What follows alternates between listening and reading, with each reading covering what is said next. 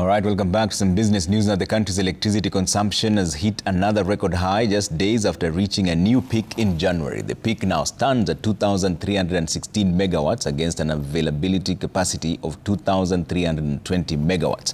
Data from the Kenya Power's National Control Center shows that peak electricity demand has been steadily growing over the last 3 years, with the growth rate gaining momentum in 2024. Here's our reporter Jasmine Wamboi with the details.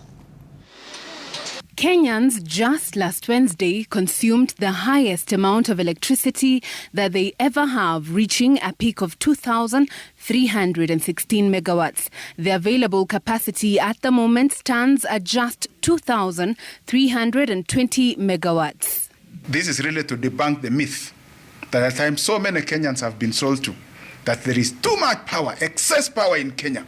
According to data from Kenya Power's National Control Center, the country is operating on a marginal spinning reserve well below the recommended 15%. You can never operate a grid at a level where what we call the reserve margin is almost not there. It can never happen. That is a very high risk that the grid is exposed to. In the last 6 months, the demand for electricity has jumped by over 116 megawatts. So just what is driving this high consumption of electricity in the country? The demand for power has basically gone up because of 2 or 3 reasons. Number one, we have increased connectivity in terms of last mile. In the last 6 months alone, we have metered 198,000 customers. Number two, we have completed some transmission lines and some substations.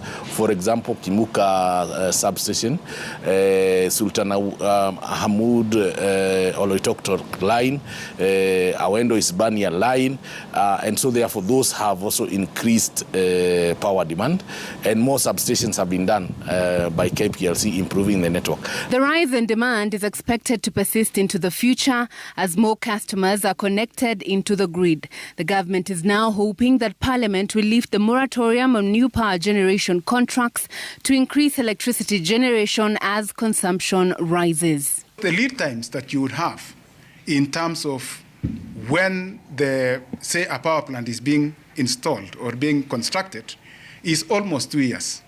So the challenges of not lifting the moratorium now is going to be most felt, not right now, but possibly in a year or 2 years' time.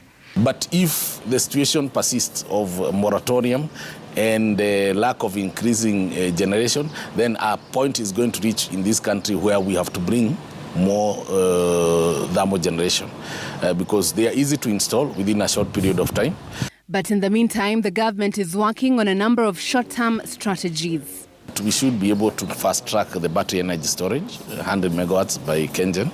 That is going to help us mitigate the shortfall.